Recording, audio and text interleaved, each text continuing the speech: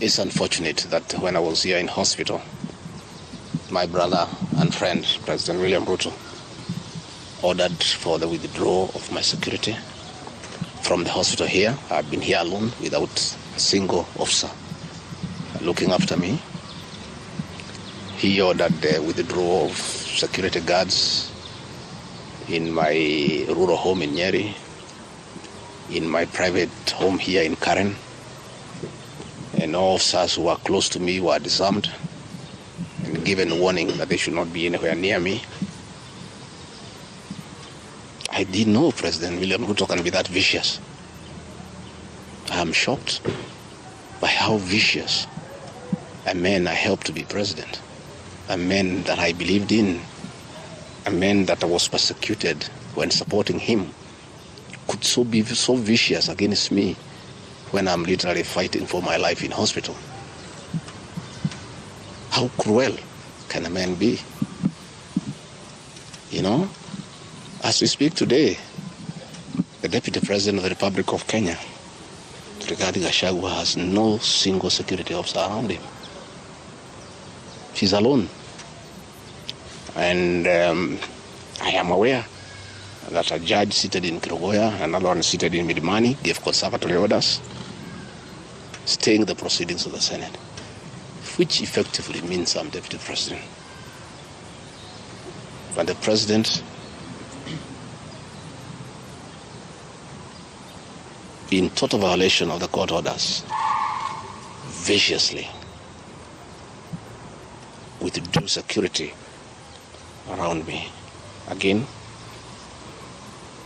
to cripple the functions of my office, he ordered through the head of public service, Felix Koskei, that all officers in my office be sent on compulsory leave. Last night, all vehicles assigned to officers who work under me were impounded to cripple the office of the Deputy President. I don't understand this level of viciousness to a man who have been your deputy, who helped you to become president, irrespective of whatever he has done. At his lowest moment in life, when he's literally struggling to stay alive, you unleash such viciousness against him. I bear no grudge against anybody, but this had not seen that in President William Ruto. The man I'm seeing is not the one that I thought that I knew. I know there was concerted effort that I should not go to Kwale for the celebration. Wilson Airport were told that I should not go through Wilson Airport. All owners of helicopters were told that I should not be allowed to use any of them to go to Kwale. I don't understand. But as I say, I want the people of Kenya to know that as I go home today, I have no security. And it's good that they know. And if anything happens to me or my family, President William Ruto must be held to account. We've made many mistakes in life.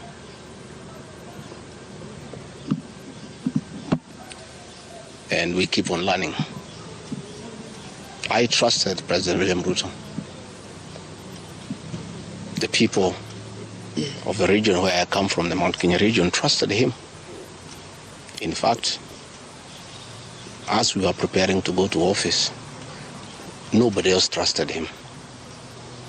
Musalia Mudavadi demanded that they must sign an MOU with him, which they did. Moses Wetangula demanded that they must sign an MOU with him, which they did. Amason Kingi demanded the same. Alfred Mutua, everybody else. I'm the only man who trusted him. Verbally, because we are Christians. We used to go to church together. And as a Christian, I believed a fellow Christian that he would never betray me or my people. For the last 1 year, it's been very difficult for me. But I'm a very persevering man, very enduring.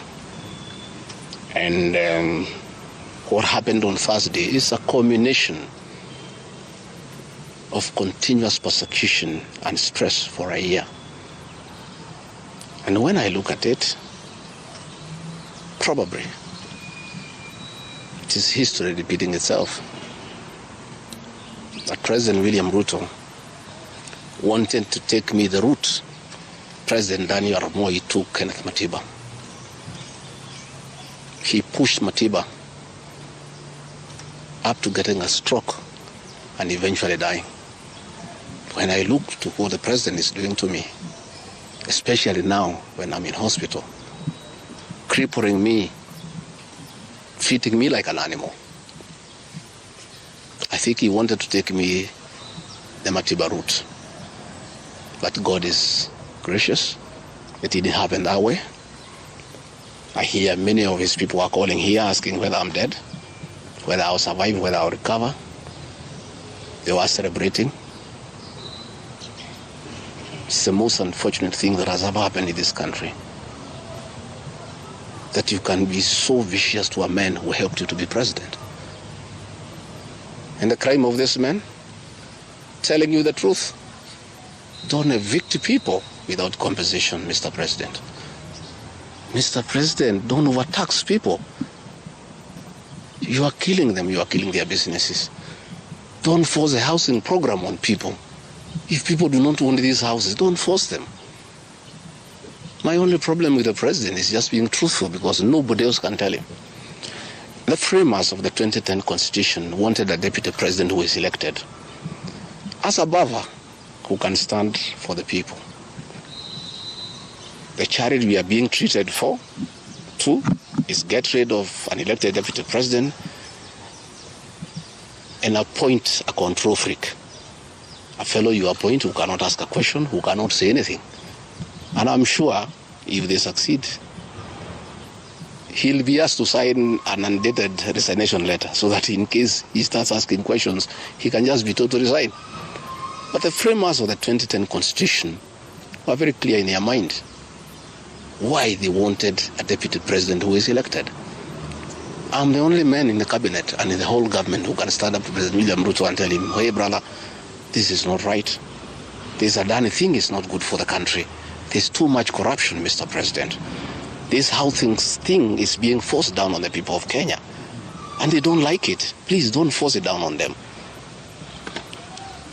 You know, situations where medical equipment that was being supplied by Kenyans to the Ministry of Health now has been given to one single Asian. I say, Mr. President, this is not right. We are killing our business people. So, as we speak, I say that my lawyers are in court. We have faith in our judiciary. And I requested that, according to the rules of natural justice, I be accorded an opportunity to be heard in the Senate. You remember I presented myself to the National Assembly and defended myself. In the Senate, I was there day one. And even when the Speaker asked me to sit down to listen to the charges, I decided to stand up to face my accusers. I was there the following day. I was ready for cross-examination. The 11 counts is nothing but malice and fiction. It was a political game by the president to get rid of me. And looking at it, I don't think the president had any intention of ever working with me. I think he just needed me to help him win the election because of my mobilization capacity and the faith the Mount Kenya region has in me. So I should have been given an opportunity. I have asked my lawyers and they have told me the motion was not time-bound. What is time-bound is a select committee that should work for 10 days and then report to plenary. That committee was never constituted, so this matter should have continued and waited for me. I was ready for cross-examination so that I answer those 11 counts one by one, and I'm sure had I been given that opportunity, I would have persuaded the senators otherwise. I was not given that opportunity. When you look at the speed at which Rigathi Gachagua is being hounded at office, it's like the story of Simon Makonde. You remember that story? One who died, who was born on Monday and by Sunday he was buried. The kind of efficiency that has been exhibited in hounding Rigathi Gachagua out of office, if this efficiency was being exhibited in the management of the affairs of this country, Kenyans would be very happy. What is the hurry? The framers of the Constitution gave the president 14 days to look for somebody to replace the deputy president. It gave Parliament another 60 days. That's a total of 74 days. Why is a job that was prescribed by the framers of the Constitution to be done within 74 days is being done in half a day? You must ask yourself that question. I think it's being hurried to circumvent justice to avoid the courts of law from interrogating this matter and making a decision. The courts told us they don't want to interfere with the process, to let the parliamentary process get finished and then go to them. We have gone to them now. It's over. The courts will interrogate the process and make a determination. But I ask, let the president obey court orders. Through a court order, Rigathi Gachagua is deputy president. Why doesn't he have cars? Why doesn't he have security? Why has his office been made dysfunctional? I think it's very important. But finally, I want to tell the people of Kenya that I don't feel safe. And for the first time, let me say that on 30th of August, in Kisumu, undercover security agents entered my room in Kisumu and bagged it. And one of them tried to poison my food. But we detected it and we were able to escape the scheme. I was supposed to be killed through poisoning. On 3rd of September, in Nyeri, another team from the National Intelligence Service came to Nyeri and tried to poison food that was meant for me and Kikuyu Council of Elders. I did report this matter to the National Intelligence Service, and the officers who were assigned to my office, I asked them to leave because I felt I was not safe. After the 2 attempts to assassinate me through food poisoning failed, it is when this impeachment motion was hatched. When my security was withdrawn here, officers from the National Intelligence Service have been hovering in every room, in every compound here, to an extent that I had to call my wife and my children to come and stay in my room, just in case they get entry to my room or compromise the people who are treating me. So Rigathi Gachagua and his family feel very exposed because these people have tried to kill us before. They have now tried to get us out of office. So I asked President William Ruto, my brother, I helped you to be president. Leave me alone. Leave my children alone.